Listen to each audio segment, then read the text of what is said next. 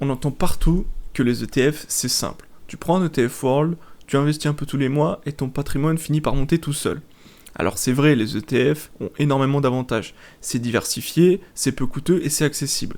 Mais cette simplicité apparente cache aussi des erreurs très très fréquentes. Des erreurs que j'ai pu moi-même faire quand j'ai commencé à investir il y a plus de 6 ans maintenant. Je dis pas que je détiens la science infuse, je suis pas un expert, mais avec le temps, j'ai pu accumuler de la bonne pratique, des bonnes habitudes et aussi quelques claques qui m'ont beaucoup appris. Aujourd'hui, j'ai envie de te partager les 7 erreurs les plus fréquentes quand on investit dans les ETF. L'objectif est très simple, t'aider à bâtir ton patrimoine sereinement et éviter les pièges dans lesquels j'ai pu tomber et dont la majorité des débutants tombent. Allez, c'est parti. L'une des premières erreurs, c'est de croire qu'un ETF est sans risque. Comme c'est diversifié, on se dit « bon bah je suis tranquille ». Cependant, un ETF World peut très bien perdre 20, 30, 40, 50% en période de crise. Et la diversification protège d'une seule entreprise qui s'effondre, mais elle ne protège pas quand tout le marché mondial baisse. Et c'est là que le piège se referme. Sur le papier, on sait que la bourse peut baisser.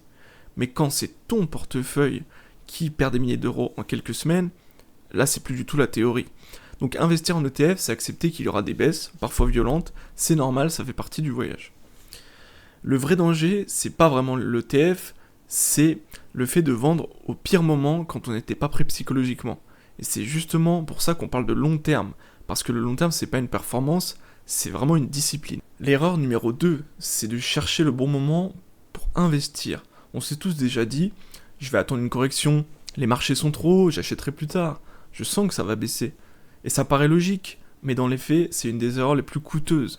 Le timing du marché, personne ne l'a. Ni toi, ni moi, ni même les pros. Les études le montrent, même les gérants professionnels se trompent régulièrement là-dessus. Le problème quand tu attends le bon moment, c'est que ton argent dort. Pendant ce temps-là, le marché peut monter sans toi, ou tu peux rater même des grosses journées à la hausse qui vont faire la différence sur le long terme. Personnellement, ce qui m'a vraiment aidé au début, c'est d'accepter que le long terme, c'est pas prédire, c'est être régulier. C'est là que la DCA fait la différence. Je dis pas que c'est la stratégie parfaite, cependant elle a quand même fait ses preuves sur le plan théorique, mais surtout sur le plan pratique, et je l'applique moi-même. La DCA, c'est ce qui m'a permis d'investir sans me prendre la tête, peu importe si le marché est haut ou bas. J'investis un montant fixe et je laisse le temps faire son travail. C'est simple, c'est serein et surtout ça évite beaucoup d'erreurs quand on débute. La troisième erreur, c'est d'investir sans connaître son horizon de placement. Une des erreurs les plus courantes, c'est d'investir sans vraiment savoir dans combien de temps tu vas avoir besoin de cet argent. Si ton horizon est de 2 ou 3 ans, les ETF actions ne sont clairement pas adaptés. Tu n'as tout simplement pas le temps d'absorber une baisse, une correction de 20-30% avant ton projet, tu es obligé de vendre à perte. A l'inverse, si ton horizon est de 15-20 ans, être trop prudent, ça peut aussi être une erreur. Garder tout sur des supports sécurisés ou trop peu t'exposer aux actions, c'est presque garanti de sous-performer l'inflation. En fait, ton horizon de placement, c'est vraiment ta boussole. Il va déterminer combien tu mets en action, combien tu mets en obligataire et en support plus sécurisé, et surtout quel niveau de risque tu es prêt à accepter sereinement. Et ce n'est pas une question théorique, c'est ce qui te permet de rester investi quand ça secoue et d'éviter les décisions impulsives. Avant de choisir un ETF, pose-toi toujours cette question simple. Cet argent, j'en aurai besoin quand ? La réponse change tout. Au passage, si ce genre de vidéo t'aide à mieux comprendre comment investir, et peut-être à éviter de partir à la retraite à 75 ans, n'hésite pas à t'abonner et à laisser un petit like. Merci. La quatrième erreur, c'est de penser qu'on est diversifié alors qu'en réalité on l'est pas du tout. Une erreur que je vois tout le temps, c'est de croire qu'on est diversifié parce qu'on a plusieurs ETF dans son portefeuille. Beaucoup se disent j'ai 3 ETF donc je suis couvert. Mais si ces 3 ETF sont un ETF World, un S&P 500 et un Nasdaq 100, en réalité, tu investis quasiment dans toutes les mêmes entreprises. Tu es souvent exposé à plus de 70% aux États-Unis et principalement aux géants de la tech, donc Apple, Microsoft, Amazon, etc. Sur le papier, tu as 3 lignes, mais dans les faits, tu as presque la même allocation 3 fois. Une vraie diversification, ce n'est pas multiplier les ETF juste pour remplir ton portefeuille. Ça va être réfléchir à ce que tu diversifies vraiment, les zones géographiques, les secteurs, la taille des entreprises, voire la classe d'actifs. Et dans l'autre sens, attention à ne pas suroptimiser non plus, pas besoin d'avoir 12 ETF pour être diversifié, Parfois, avoir un ou deux ETF bien choisis, ça va suffire largement pour être exposé au monde entier.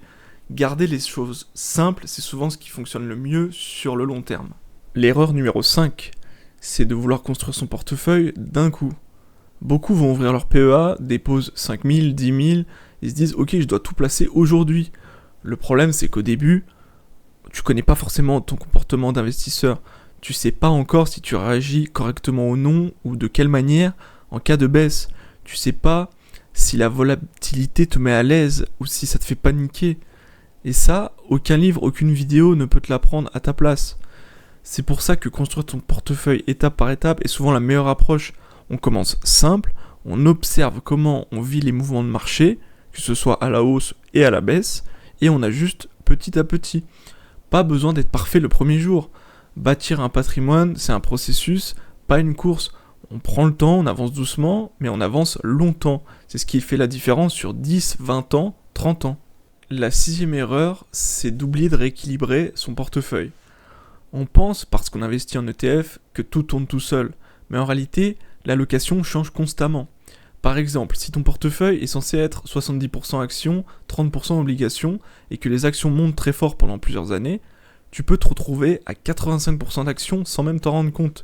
À ce moment-là, ton niveau de risque n'a plus rien à voir avec ce que tu faisais au départ. Une grosse correction peut faire beaucoup plus mal que ce que tu imaginais. La solution est très simple, rééquilibrer une fois par an. Tu vends un peu de ce qui est trop monté et tu renforces ce qui a moins performé. Ça peut paraître contre-intuitif parce que tu vends ce qui a marché, mais en réalité, c'est exactement ça qui protège ton portefeuille et ton sommeil par la même occasion, surtout durant les périodes de secousse. Le rééquilibrage, c'est juste remettre ton portefeuille en accord avec ta stratégie. Pas plus, pas moins.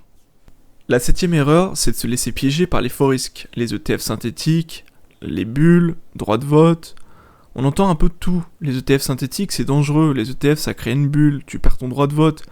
Et quand on débute, c'est facile d'être impressionné par ça. Sur le PEA, beaucoup d'ETF, comme le World, le S&P 500, sont synthétiques. Et je comprends totalement que ça puisse faire peur au départ. Le mot synthétique, les histoires de swap, c'est pas intuitif. En réalité, c'est tout de même un mécanisme qui est encadré, avec des règles européennes qui limitent fortement le risque de contrepartie. Ça veut pas dire qu'il n'y a aucun risque, mais il est généralement bien maîtrisé et bien moins inquiétant que ce que l'on imagine quand on découvre le sujet. Et surtout, pour nous particuliers, l'enjeu principal, ce n'est pas la réplication, le vrai risque, c'est l'indice que tu choisis. Un indice très concentré, très volatile ou mal compris, aura beaucoup plus d'impact sur ton portefeuille que le fait que l'ETF soit synthétique ou physique. La fameuse bulle ETF, on entend parfois que les ETF créeraient une bulle gigantesque qui pourrait faire s'écrouler les marchés. Mais aujourd'hui, les ETF représentent une petite partie de la capitalisation boursière mondiale. On est très loin d'un danger systémique. Pour qu'une bulle ETF devienne un vrai risque, il faudrait quasiment que tout le monde investisse uniquement via des ETF. À ce jour, on n'y est pas. La question du droit de vote. Oui, quand tu investis via un ETF, ce n'est pas toi qui votes aux assemblées générales des entreprises. Restons honnêtes, en tant que petits investisseurs, notre poids est déjà extrêmement faible. Certains émetteurs commencent d'ailleurs à donner davantage de choix aux particuliers, c'est encore limité, mais ça va dans une direction intéressante. Personnellement, je préfère me concentrer sur ce qui fait vraiment la différence, c'est-à-dire des frais bas, une bonne enveloppe fiscale, une stratégie claire et surtout de la discipline dans le temps. Les risques théoriques existent toujours dans la finance, mais la majorité concerne surtout les professionnels. Pour nous particuliers, les véritables dangers, ça va être plutôt les décisions impulsives, le manque de régularité ou un portefeuille qui va être mal construit. Alors pour conclure rapidement cette vidéo, les ETF c'est vraiment un outil incroyable pour bâtir un patrimoine, mais simple ça veut pas forcément dire facile. Sur le long terme, le plus grand danger, c'est pas vraiment le marché, c'est nos propres réactions face au marché. Si tu veux vraiment progresser, retiens juste 3 choses. Reste simple, régulier et long terme. La bourse, on n'est pas là pour jouer, on est là pour bâtir un patrimoine sur le futur.